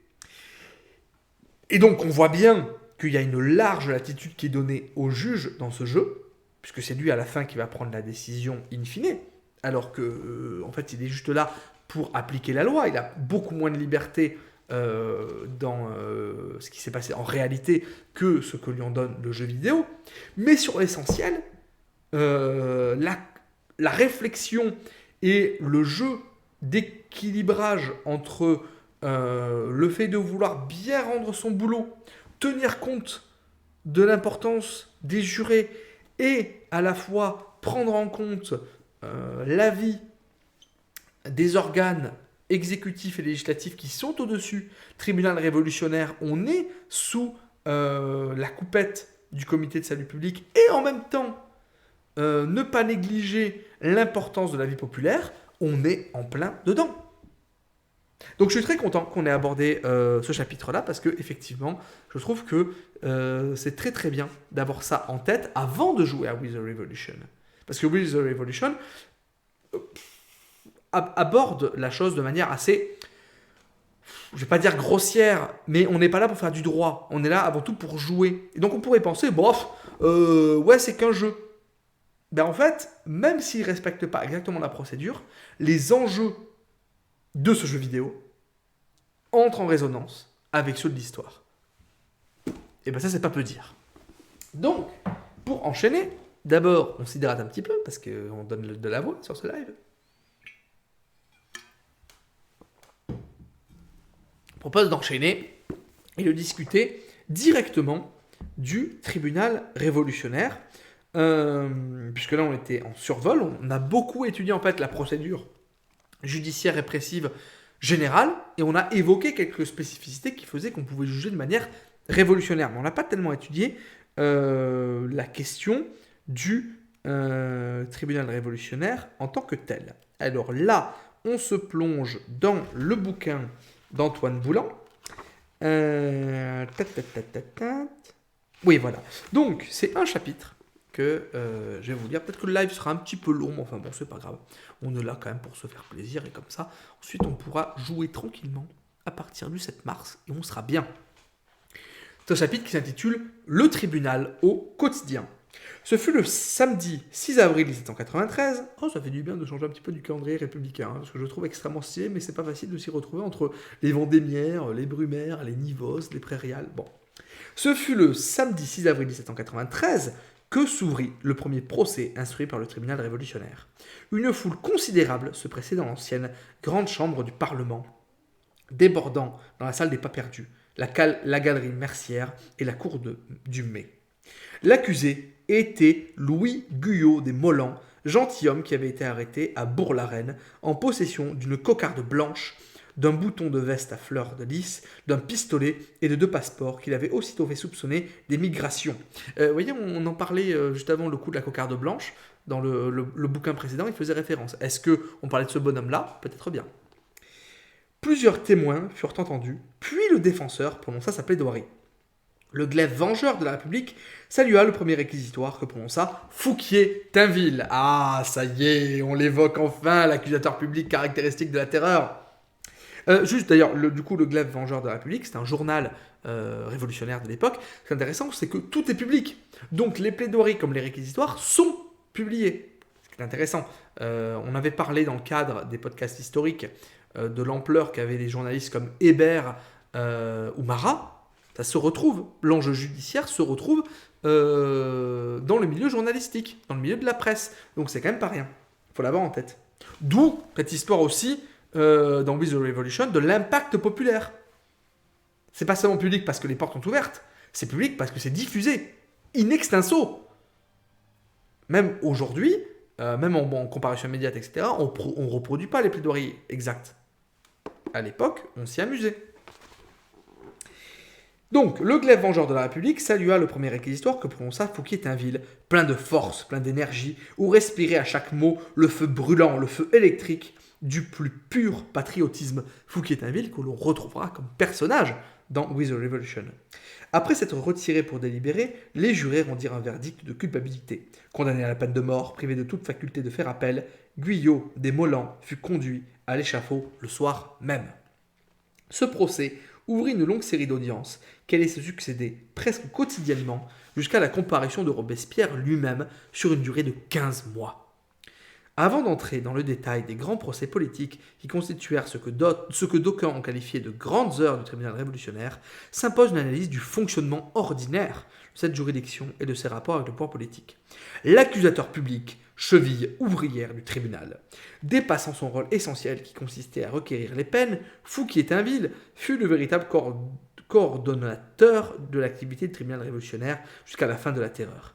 On a vu que le 2 avril 1993, la Convention avait décrété la suppression de la commission des 6 députés chargés de conduire l'instruction des dossiers et de contrôler la nouvelle juridiction. 3 jours plus tard, elle autorisa Fouquier-Tinville à émettre des mandats d'arrêt destinés à faire appréhender tous les individus suspectés d'avoir commis des crimes qui étaient de son ressort sur l'ensemble du territoire de la République, ainsi que des mandats d'amener pour faire déférer au tribunal révolutionnaire tous ceux qui avaient été déjà arrêtés par les autorités locales. Cette décision capitale transforma profondément la fonction d'accusateur public, dont le rôle consistait jusque-là à transmettre les dénonciations et à soutenir les charges, non à les susciter, en engageant lui-même des poursuites. Dans les faits, cela signifia qu'il n'était plus nécessaire que la Convention décrétât d'accusation les individus devant comparaître devant le tribunal, à l'exception toutefois des députés, des ministres et des généraux que l'accusateur public ne pouvait poursuivre de sa propre initiative. Si les suspects continuaient d'être arrêtés sur ordre des autorités, comité de sûreté générale et de salut public, d'administration de police de la commune, comité de surveillance représentant mission, Fouquier-Tinville disposait désormais d'un pouvoir de police illimité, tout en étant désormais le seul à interpréter les charges pesant sur les suspects et à ordonner leur comparution devant le tribunal en s'appuyant sur les listes et les documents que lui remettait quotidiennement le comité de sûreté générale et que celui-ci avait lui-même reçu des autorités ayant procédé aux arrestations. Bourrin, hein. Juste, je m'arrête là-dessus. Hein. Donc, l'accusateur public, il a le même pouvoir en matière de poursuite que le comité de sûreté générale, que le comité de salut public, que les administrations de police de la commune de Paris, la commune insurrectionnelle, que les comités de surveillance et les représentants en mission. Les Taliens à Bordeaux, les Barras à Toulon, les Fouchés à Lyon, les Carriers à Nantes. Donc le gars a le même pouvoir. À Paris. Donc effectivement, évidemment qu'il est considérable le bonhomme. Attendez, du coup j'en suis où? Donc Fouquier-Tinville disposait désormais d'un pouvoir de police illimité tout en étant désormais le seul à interpréter les charges pesant sur les suspects et à ordonner leur comparution devant le tribunal en s'appuyant sur les listes et les documents que lui remettait quotidiennement le comité de sûreté générale et que celui-ci avait reçu des autorités ayant procédé aux arrestations. Par décret des 7 et 30 Frimaire, 27 novembre et 20 décembre 1993, cette compétence fut d'ailleurs élargie aux accusateurs publics des tribunaux criminels qui pouvaient désormais eux-mêmes conduire des enquêtes, recevoir des dépositions de témoins et lancer des mandats d'arrêt. Le procureur aujourd'hui est totalement héritier de ça. Hein. Devenu la véritable cheville ouvrière du tribunal révolutionnaire, Fouquier-Tinville fut rapidement accablé par sa tâche. Lorsqu'il ne siégeait pas à l'audience, ce qui était assez fréquent, déléguant alors cette tâche à l'un de ses substituts, il étudiait les dossiers des suspects, correspondait avec le ministère de la Justice et les comités de gouvernement, assistait aux interrogatoires préalables, rédigeait les mandats d'arrêt, les actes d'accusation et les réquisitoires avec l'aide de ses substituts et de ses secrétaires, qui en effectuaient des copies pour les juges, les jurés et les prévenus, formait les nouveaux jurés et donnait quotidiennement ses consignes à l'exécuteur en chef, qui, en milieu d'après-midi, devait faire disposer dans la cour du mai le nombre de charrettes nécessaires au transport des condamnés à mort. Les huissiers ayant assisté aux exécutions lui en rendaient compte le soir même. Fouquier-Tinville recevait également plusieurs dizaines de lettres chaque jour, qu'il s'agit de dénonciations, d'intercessions, de demandes de faveur ou de renseignements en tout genre. De nombreux détenus lui écrivaient pour affirmer leur innocence et implorer leur libération. Selon un témoin, l'appartement de l'accusateur public était encombré d'une foule de lettres, de mémoires qui lui étaient adressées par des accusés qu'il avait négligé d'ouvrir et qu'il emportait tous cachetés dans son cabinet. La rédaction des actes d'accusation constituait l'une des tâches essentielles de l'accusateur public et de ses substituts. De l'analyse de ces milliers de documents, faisant la part belle à une phraséologie caractéristique de ce que le discours révolutionnaire pouvait avoir de plus outrancier, l'historien Alphonse Dunoyer a pu déduire une volonté de l'accusateur public d'exposer de manière rigoureuse les différents griefs sans juger de leur pertinence sur le fond, dans le souci de ne jamais sortir du rôle de simple exécutant que la Convention lui avait confié. Témoin des événements, Louis Prudhomme est toutefois plus convaincant lorsqu'il écrit que les moindres faits étaient entourés des circonstances les plus aggravantes et prenaient le caractère de délits contre-révolutionnaires, tandis que Jean-Baptiste Siret souligne que ces actes, au lieu de présenter des faits précis, convertissaient en crimes des actions insignifiantes, en étant remplis d'hyperbole et d'altération, d'exagération et de calomnie, ce qui les transformait en brevets d'assassinat. Il semble en tout cas que Foutier-Tinville put manifester la volonté de constituer des dossiers aussi précis que complets, mettant un point d'honneur à réunir en un temps aussi réduit que possible les pièces nécessaires à l'instruction. C'est ainsi qu'aussitôt après avoir reçu le décret du 3 octobre 1993 qui mettait les Girondins en état d'arrestation, il réclama le rapport rédigé contre eux par le député Jean-Pierre Amar, ordonna la transcription immédiate du décret sur les registres du tribunal et signa une ordonnance de prise de corps afin que les prévenus fussent aussitôt transférés de leurs prisons respectives à la conciergerie pour débuter leurs interrogatoires. La Convention accéda à sa demande et décréta que les rapports et les pièces à l'appui de l'acte d'accusation porté contre les députés envoyés au tribunal seraient remis incessamment à l'accusateur public. Il était également fréquent qu'il réclamât directement au comité de surveillance des pièces qui lui permettent d'étayer l'accusation, celles dont il disposait se révélant insuffisantes pour établir la conviction du délit. Chaque soir, vers 10h, après avoir dîné à la buvette du palais de justice, Fouquier-Tinville se rendait à pied aux Tuileries, escorté de 2 gendarmes, pour se présenter au comité de salut public, notamment pour y déposer la liste des jugements rendus, puis au comité de sûreté générale, qui lui remettait des dossiers de suspects à faire comparaître. Cette étroite proximité de l'accusateur public avec les comités de gouvernement posant, nous le verrons, de nombreuses questions. Il ne regagnait son domicile qu'entre 2 et 3 heures du matin et ne s'accordait que quelques heures de sommeil. Habitant d'abord rue Saint-Honoré, l'accusateur public, accompagné de son épouse et de ses enfants, s'installa ensuite place Dauphine, à quelques mètres du palais de justice. En mai 1994, sur décision du comité de salut public, tous finirent par rejoindre le palais et prendre possession d'un appartement jouxtant la tour Bombec, sur 3 niveaux et donnant sur la Seine, juste au-dessus de la salle Saint-Louis. Quant au secrétaire de Fouquier-Tinville, ils assuraient également une tâche considérable. Leur travail principal consistait à lui présenter la liste des affaires à venir, à fixer la date des audiences, à superviser la rédaction des actes d'accusation et leur transmission aux prévenus, à préparer les assignations de témoins, à veiller à leur expédition et à communiquer les pièces aux défenseurs. De l'arrestation à la comparution, tout individu traduit comme accusé devant le tribunal avait préalablement été suspecté ou pris sur le fait, puis mis en état d'arrestation et incarcéré. La question de la suspicion ou du crime effectivement constaté est donc centrale pour comprendre les motifs qui conduisirent plusieurs milliers d'hommes et de femmes à comparaître devant le tribunal révolutionnaire jusqu'à l'été 1994. Dès sa promulgation en septembre 1991, le code pénal avait prévu d'appliquer la peine de mort par décapitation à tout individu âgé d'au moins 16 ans convaincu d'avoir entretenu des intelligences avec les puissances étrangères, porté les armes contre la France, participé à des complots, n'importe quoi, tendant à troubler l'État par une guerre civile ou contre l'exercice de l'autorité légitime, entretenu des intelligences avec les auteurs des complots et conspiré pour obtenir la dissolution de l'Assemblée nationale. Je rappelle, 91.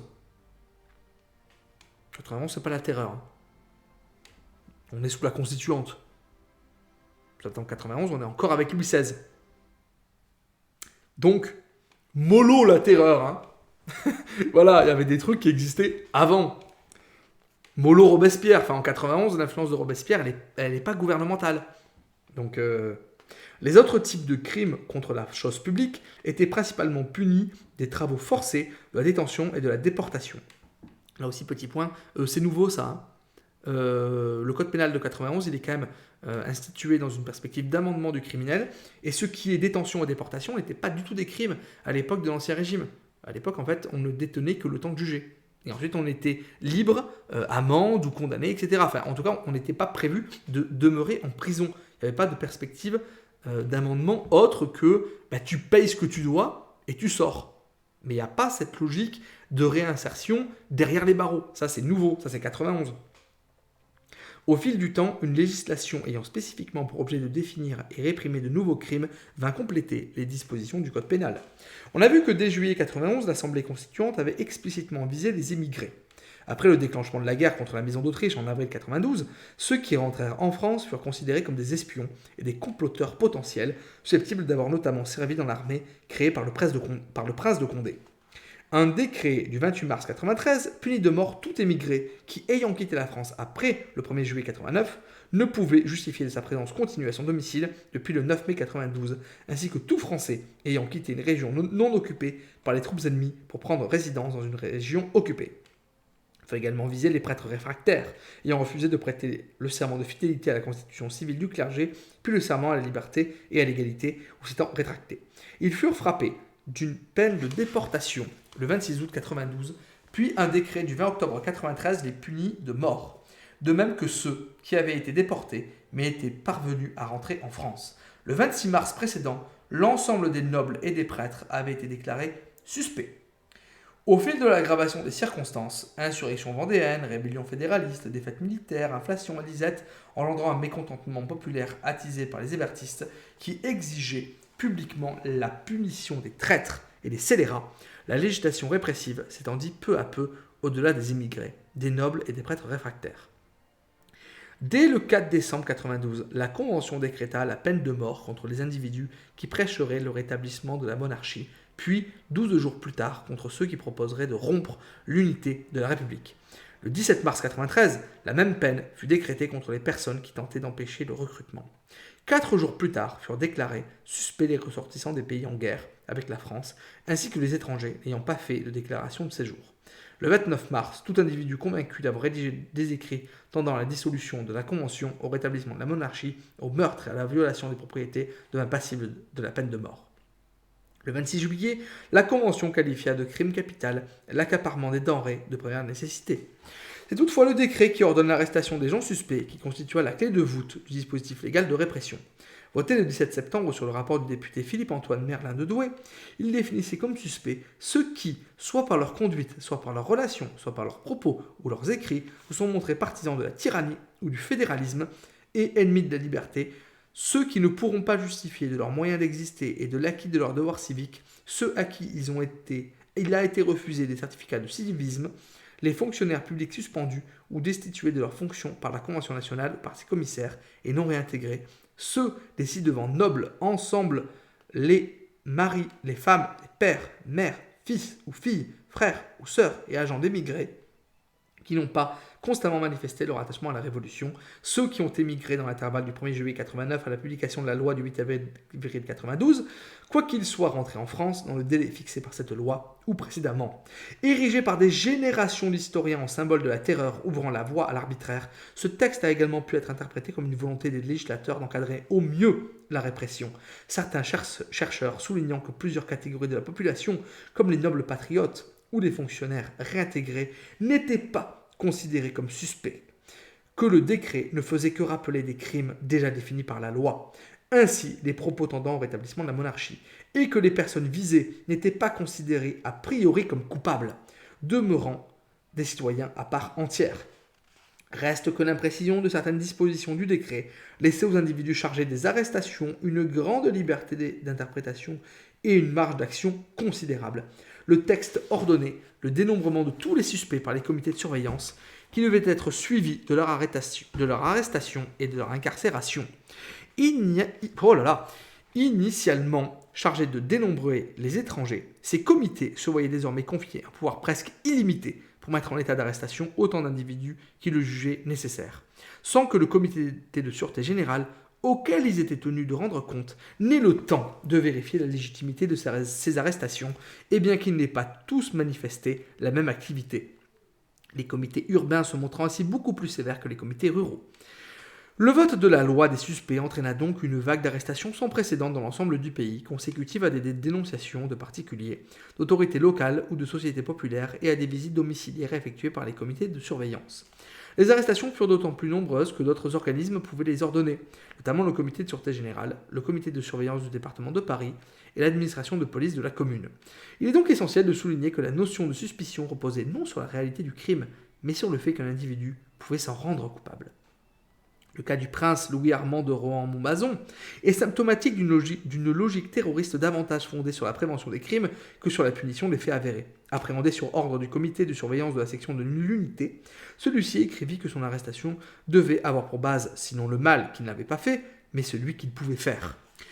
Alors qu'une simple incarcération eût suffi à respecter l'esprit de la loi des suspects, le prince allait cependant être transféré à la conciergerie, traduit devant le tribunal révolutionnaire et condamné à mort en juillet 1994. Dans ses mémoires rédigés après la Révolution, Jacques Mallet-Dupan devait dénoncer cette société du soupçon généralisé dans laquelle le fermier était espionné par son valet de charrue, le maître par son domestique, le mari par sa femme, le fabricant par ses ouvriers, le marchand par ses commis. Le célèbre écrivain Louis-Sébastien Mercier renchérit en décrivant les membres des comités de surveillance furetant tous les coins des appartements et se précipitant sur le moindre chiffon pour trouver des signes de conspiration. En août 92 et juillet 94, 9294 suspects, dont 1315 femmes, furent ainsi arrêtés et emprisonnés dans la capitale, dont les 3/4 après la promulgation de la loi des suspects. Un exemple pris entre 1000 illustre à lui seul la tragique banalité d'une simple arrestation qui pouvait déboucher sur une comparution devant le tribunal révolutionnaire. Jacques Vincent, comte de Révillé de Mauny, issu d'une famille de la vieille noblesse et ancien major de la garde suisse du comte d'Artois, demeurait à Châteaudun où il s'occupait de l'éducation de ses 2 enfants. En visite à Paris le 3 avril 1993, il fut contrôlé alors qu'il s'apprêtait à franchir la barrière de Sèvres dans une voiture publique. Conduit au comité de surveillance de la section de la Croix-Rouge, on trouva sur lui des lettres compromettantes de l'un de ses amis, le négociant Louis Beaulieu. Une perquisition ayant été ordonnée au domicile de ce dernier, une abondante correspondance entre Beaulieu et Mauny fut découverte, attestant qu'ils avaient notamment fait passer des denrées à des immigrés résidant à Londres et que Mauny avait séjourné dans cette ville après la chute de la monarchie. Tandis que les 2 suspects étaient incarcérés dans les prisons de la Force et de Sainte-Pélagie, Fouquier-Tinville eut connaissance de leur dossier et décida de les faire traduire devant le tribunal révolutionnaire. Transférés à la conciergerie, ils comparurent le 7 mai. Quelques témoignages à décharge et la plaidoirie de leurs défenseurs n'empêchèrent pas leur condamnation à mort, après 3 jours de débat. De la comparution au jugement. Durant les premiers mois de son existence, le tribunal respecta strictement les formes judiciaires et appliqua en tout point la procédure en vigueur dans les tribunaux criminels ordinaires. Les procès furent conduits en termes d'interrogatoire préalable, de déposition de témoins et d'enquêtes ayant pour objet de rassembler des pièces à conviction, essentiellement constituées de documents émanant du comité de sûreté générale et d'autorités locales, administration, représentants en mission, agents nationaux, sociétés populaires, comités de surveillance, tribunaux criminels, de lettres de dénonciation rédigées par des particuliers et de papiers retrouvés chez le suspect. Les pièces résultant de ces diverses procédures constituaient le dossier d'instruction, détenu par le parquet. Après avoir été emprisonné dans l'une des 14 maisons d'arrêt parisiennes, ou directement arrêté sur ordre de l'accusateur public, le prévenu était conduit par un huissier à la conciergerie en vertu d'un mandat d'amener, puis incarcéré après avoir été dépouillé de ses effets par un second huissier, qui les déposait au greffe du tribunal et en dressait procès-verbal.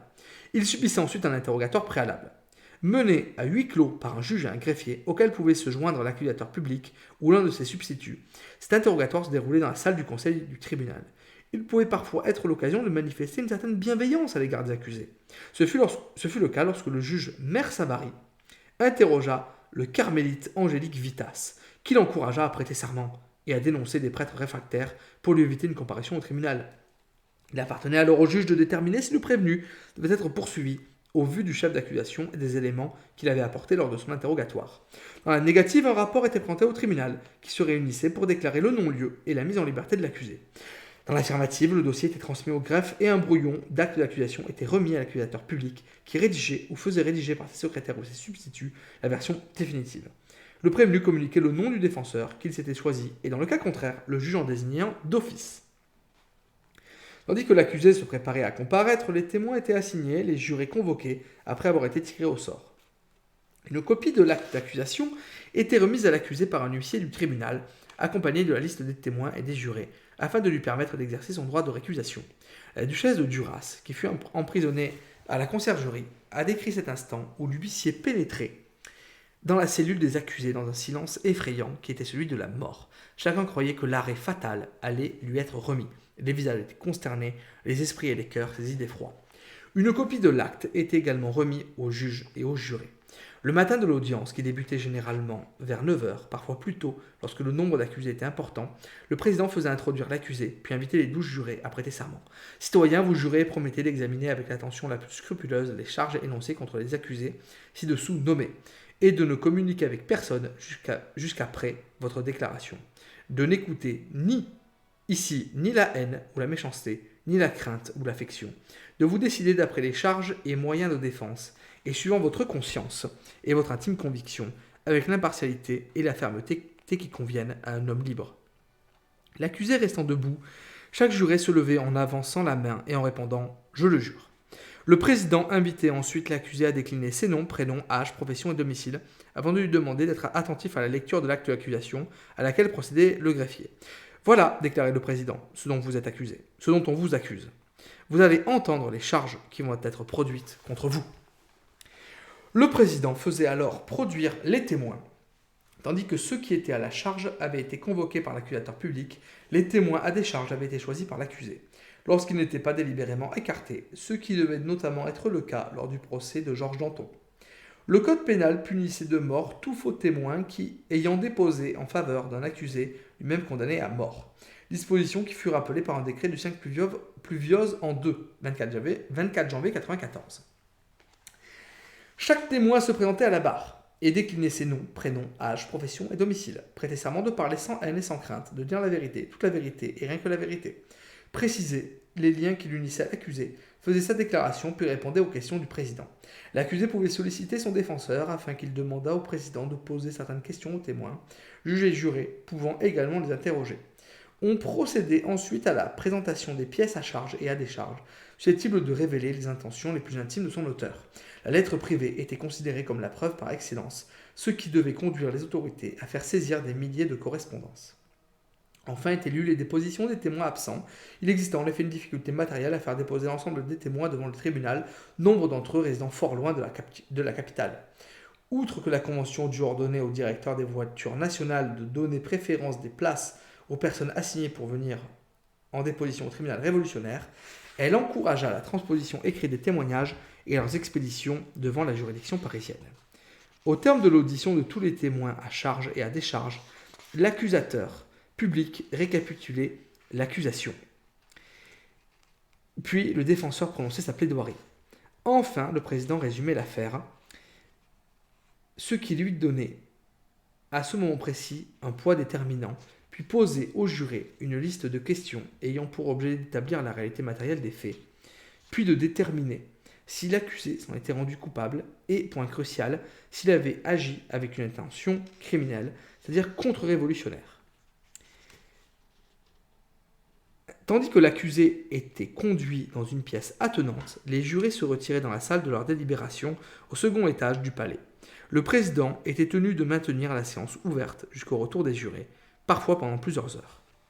Précisons que chaque nouvelle affaire provoquant un tirage au sort, un même juré ne siégeait pas systématiquement à tous les procès. C'est ainsi qu'Antonel ne participa qu'à 53 audiences durant les 4 mois et demi au cours desquels il siégea au tribunal révolutionnaire. Toutefois, dans le cas des grands procès politiques, le tirage au sort fut systématiquement remplacé par la désignation, les juges et l'accusateur public choisissant eux-mêmes les jurés considérés comme solides, c'est-à-dire disposés à l'avance à rendre un verdict de culpabilité, permettant ensuite au président de prononcer la condamnation à mort des accusés. Une sonnette annonçait le retour des jurés. À chacun d'entre eux, le président demandait de répondre par oui ou par non, publiquement et à haute voix, aux différentes questions qui lui avaient été posées. Au fil du temps, il devint habituel de n'interroger que le chef du jury qui prononçait la déclaration au nom de tous, singulièrement après que le comité de salut public eut arrêté que les jurés devaient se contenter de donner leur déclaration purement et simplement, sans se livrer à aucune discussion, ni motiver leurs opinions individuelles. L'accusé est ensuite introduit dans la salle. Après que le président lui informait de la déclaration des jurés, l'accusateur public requérait l'application de la loi et proposait une peine. Chacun des juges donnait son avis à haute voix. Enfin, s'étant levé et coiffé de son chapeau, le président procédait à la lecture de la sentence avant de déclarer l'audience terminée et d'en signer le procès-verbal avec le greffier, tandis que l'accusé était évacué par les gendarmes. Si l'accusé avait été acquitté, le président signait une ordonnance d'acquit et le prévenu était immédiatement relâché, pouvant réclamer une indemnité en réparation du préjudice subi, sauf si le tribunal décidait de le maintenir en détention par mesure de sûreté. Dans le cas d'une condamnation à la déportation, il était transféré à la prison de Bicêtre dans l'attente de son exil. S'il avait été condamné à mort, il était reconduit au rez-de-chaussée, traversait le préau de la conciergerie et rejoignait le greffe, où il était immédiatement pris en charge par les bourreaux, auxquels un commis remettait l'ordre d'exécution signé de l'accusateur public. Installé dans une charrette qui stationnait dans la cour du mai, il était conduit sur son lieu d'exécution, escorté par des gendarmes, généralement en fin d'après-midi. Un procès verbal de mise à mort était établi par les huissiers du tribunal, une copie du jugement étant remise au gardien de la conciergerie, tandis que d'autres copies imprimées du jugement étaient d'une part adressées au ministère de la Justice, à la commune de Paris et à la municipalité de la commune de résidence du condamné, d'autre part éditées sous forme de brochures et d'affiches apposées sur les murs du palais de justice et plusieurs murs de la capitale par les soins de l'imprimeur du tribunal. Le dossier d'instruction était archivé au greffe avec le dossier d'audience qui, dans la plupart des cas, incluait le procès-verbal d'interrogatoire, la convocation des jurés, l'assignation des témoins, l'acte d'accusation, le procès-verbal de l'audience, le texte du jugement et, selon les cas, l'ordonnance d'acquit ou le procès-verbal d'exécution. Lorsque le nombre d'accusés jugés au cours d'une même audience était important, ce qui fut de plus en plus souvent le cas à partir d'octobre 1993, une dizaine d'accusés pourront comparaître en même temps.